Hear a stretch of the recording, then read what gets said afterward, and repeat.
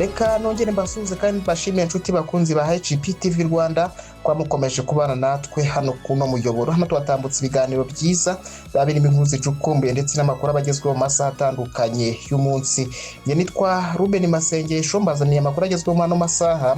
Ndaza kuvuga ko mu karere ka Karongi umwana w'imyaka 7 yarohamye mu kidendezi cy'amazi arapfa, kandi aza kubabwira ko ngo umugore ngo mwabonaga mu mashusho ya kera ngo yahindutse n'amagambo ya Shadibu ku buzima ngo yaciyemo. Kandi aza kubabwira ko ngo PAC yananiwe kumva uburyo RP ubwo ni Rwanda Polytechnic yabuze abanyeshuri bayizemo ngo basubize amafaranga yabo. Mu mujyi wa Kigali Igitega ngisindwa ryatumye akubitwa izakabwana, nabyo ndaza kubikubwiraho byinshi. Hanze y'u Rwanda twirwaneho yatwitse igifaru cy'ingabo z'u Burundi, ubwo ni ingabo z'u Burundi izo twita FDNB. Kandi aza kubwira ko Perezida Tshisekedi ngo yatumye Ndayishimiye kuri AFC M23 ngo baganire. Irucuru ni muri Kongo n'ubundi ndaza kubwira ko FDN yishe abantu 6 bo mu muryango w'umuyobozi. Izo nizo ngingo tugiye kwakira amakuru yacu, reka mu mwanya utarambiranye tuze tuyarambura.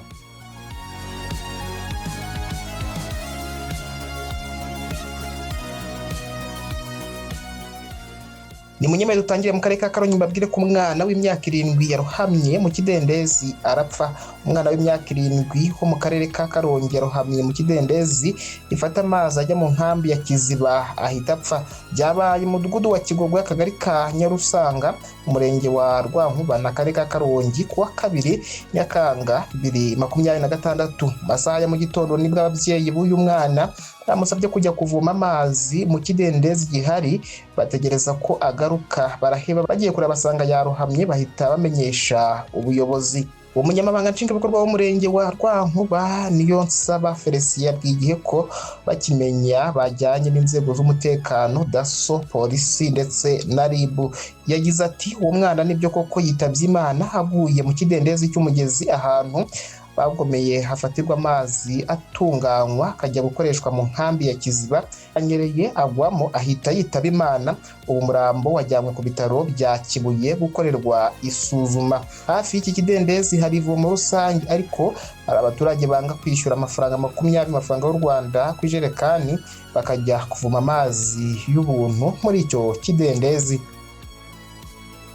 Reka kandi mbabwire ko ngo umugore ngo mwabonaga amashusho ya kera yahindutse, akaba ari amagambo ya Shadibu ku buzima yaciyemo. Shadibu yavuze ko yamaze guhinduka nyuma y'igihe yaraheranywe n'agahinda katumye yifuza gushakira amahoro aho atari akishora mu nzoga. Mu butumwa uyu mugore yatambukije ku mbuga nkoranyambaga ze agaragaza uburyo yigeze kugira agahinda yatewe n'ibihe yanyuzemo ndetse aca amarenga ko yahindutse. Uyu mugore avuga ko ubu yatangiye urugendo rwo guhinduka kandi hari itandukaniro hagati ye na Shadibu wo hambere. Shadibu yatangiye urugendo rwo kwereka abamukurikira amashusho yo mu bihe bye byahise mu rwego rwo kugira ngo bazaba abagabo bo guhamya ko guhinduka bishoboka.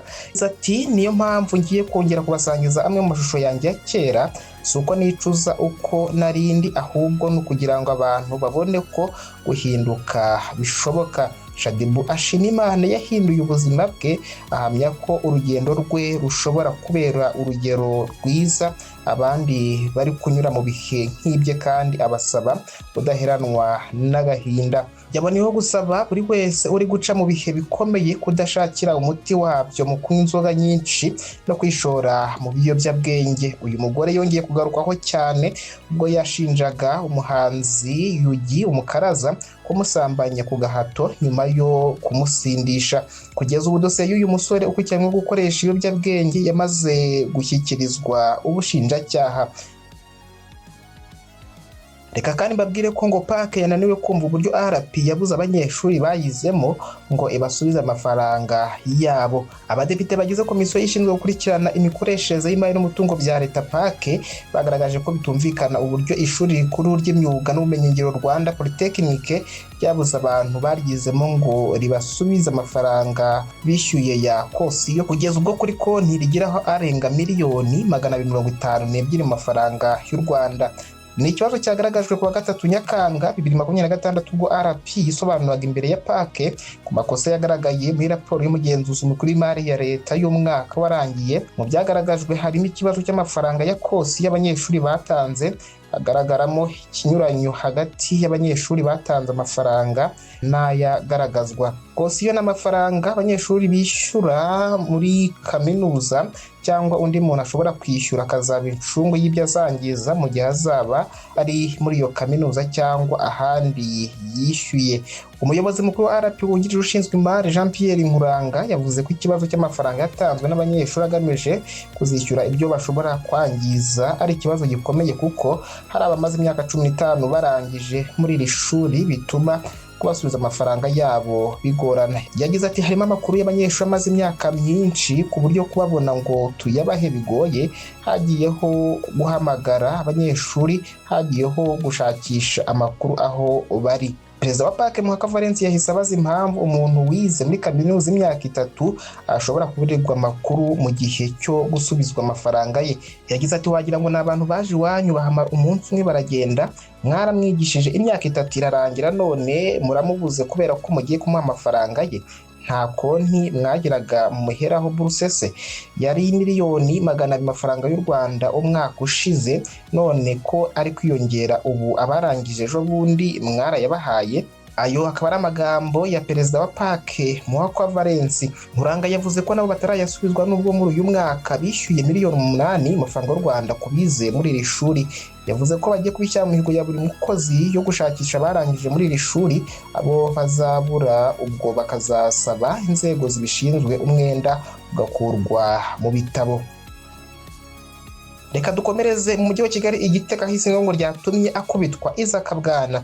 Umusore mu kigero cy'imyaka 35 yakubitiwe bikomeye mu garage riherereye mu kagari ka Kabahizi ni mu murenge wa Gitega akarere ka Nyarugenge nyuma yo gusinda akanga gutaha. Uyu musore yakubitiwe n'abagenzi basangiraga inzoga mu garage riri hafi y'ibagiro rya Nyabugogo kuwa 5 tariki ya 3 Nyakanga 2026. Abatanga buhamya babwiye ko yitaye muziko uyu musore bagenzi be bamukubise bamuziza ko yanze gutaha kandi yari yamaze gusinda cyane. Ubwo umunyamakuru wa Kweta y'Imuzi yageraga aho uyu musore yari arimo gukubitirwa na bagenzi be, yasanze bari kumuterura ku ngufu kugira ngo bamutahane ndetse banatiye igitenge baza kumuzirikisha kuri moto kugira ngo ataza kugwa.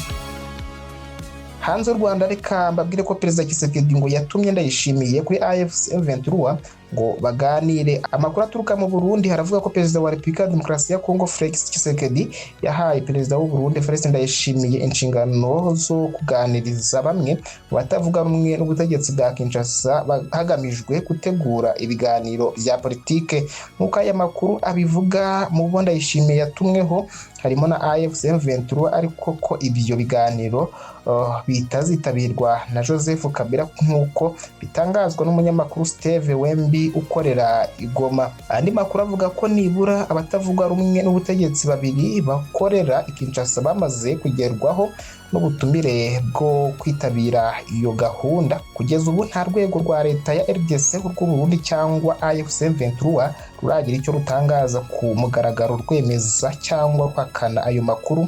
Nta makuru arambuye kandi haratangazwa ku gihe ibyo biganiro byabera cyangwa ku bazabigiramo uruhare. Reka dukomeze irucuru n'undi ni hano muri Kongo tubwire ko FDL yishe abantu 6 bo muryango w'umuyobozi. Umutwe wa AFC M23 watangaje ko abarwanyi umutwe wa FDL usanzwe ukorana n'ingabo za leta ya Repubulika ya Demokarasi ya Kongo bishe umugore n'abana 5 b'umukuru w'umudugudu wo mu gace ka Kabizo muri Butare muri sheferi ya Bwito ho muri teritwari ya Rucuru. Uyu mutwe wabice mu gitero wagabye yo kuwa 4 tariki ya 2 Nyakanga 2026 nk'uko AFC M23 yabimenyesheje biciye muri Lawrence Kanyuka uyivugira. Ubutumwa yanyujije ku rubuga rwa Isi yavuze ko ubwo bwicanyi bwabaye hagana saa 3 n'igice z'ijoro bwibasira umuryango wa Rugamba uyobora ako gace. AFC M23 iravuga ko habagizweho ingaruka n'ubwo bwicanyi hari Tuombe Maniragaba umugore wa Rugamba hamwe n'abana babo batanu aribo Sifiwe Rugamba, Dorika Rugamba, Emery Rugamba, Mariam Rugamba na Divine Rugamba. AFC M23 ivuga ko buriya bwicanyi bugaragaza ibikorwa by'ubugome FDL ikomeje gukora ndetse yanabugereranyije n'ibyabaye mu gihe cya Jenoside yakorewe Abatutsi mu Rwanda mu 1994. Uyu mutwe waburiye abanyekongo ko ubwicanyi bukomeje gukorwa na FDL bushyigikiwe kandi bugenzurwa n'ubutegetsi bwa Kinshasa. AFC M23 yongeye gushimangira ko izakomeza kurinda abaturage no kubacungira umutekano ikoresheje uburyo bwose ibona ko bukenewe. Reka kandi tubabwire ko ngo twirwaneho yatwitse igifaru cy'ingabo z'u Burundi FDNB. Umutwe wa twirwaneho usanzwe ufatanya urugamba na AFC M23 batwitse igifaru cy'ihuriro ry'ingabo za leta ya Repubulika ya Demokarasi ya Kongo mu gihe impande zombi zikomeje gusakirana mu misozi miremire ya Kivu y'Amajyepfo. Umutwe wa twirwaneho usanzwe ufatanya urugamba na AFC M23 batwitse igifaru cy'ihuriro ry'ingabo za leta ya Repubulika ya Demokarasi ya Kongo mu gihe impande zombi zikomeje gusakirana mu misozi miremire ya Kivu y'Amajyepfo. Amakuru agera kuri Bwiza yemeza ko iki gifaru cyatwikiwe ahazwi nko kwa Murima muri teritwari ya Fizi. Amakuru kandi avuga ko kiriya gifaru cyatwitswe ubwo cyarimo kijya guha umusada polisiyo y'ingabo za leta mu gace k'ingenzi cyane ka Puezero. Ni igifaru amakuru avuga ko ari icy'ingabo z'u Burundi. Izi ngabo zimaze imyaka hafi 3 zifasha iza Kongo Kinshasa mu rugamba zirwanamo n'imitwe ya AFC M23 na twirwaneho zifatanyije n'abarimo abarwanyi b'imitwe ya Wazalendo, FDLR ndetse n'abacancuro b'abanyamahanga. Kuva mu mpera z'ukwezi gushize kwa Kamena, imisozi miremire ya Kivu y'Amajyepfo yongeye kuba isibanuro ry'imirwano ikomeye nyuma y'uko ingabo za Kinshasa zagerageje kwigarurira agace ka Minembwe gasanzwe ari ubuturo bw'abanyekongo bo mu bwoko bw'abanyamurenge. Nyuma yo kugera ku birometero bibarirwa muri 5 ivuye Iminembwe centre, twirwaneho ifatanyije na AFC M23 bashoboye gusubiza ziriya ngabo inyuma yo kuzihera isomo mu duce Ruhinamavi, Bidegu, Irundu, Kirangi na Gakenke. Mu mirwano yatangiye muri iki cyumweru ingabo zirimo iz'u Burundi na RDC zirukanwe mu tundi duce turimo Mikenke, Birarombori na Binsankuku, ndetse amakuru akavuga ko twirwaneho na AFC M23 zishobora no kuzirukana muri point zero. Ni naha dusoreje amakuru yaragezweho yo muri ano masaha. Tubashimiye ko mukomeje kubana natwe. Nyitwa Ruben Masengesho. Mukomeze kugira ibihe byiza mwibandira natwe hano tutatambutsa ibiganiro byiza. Mukomeze kugira ibihe byiza.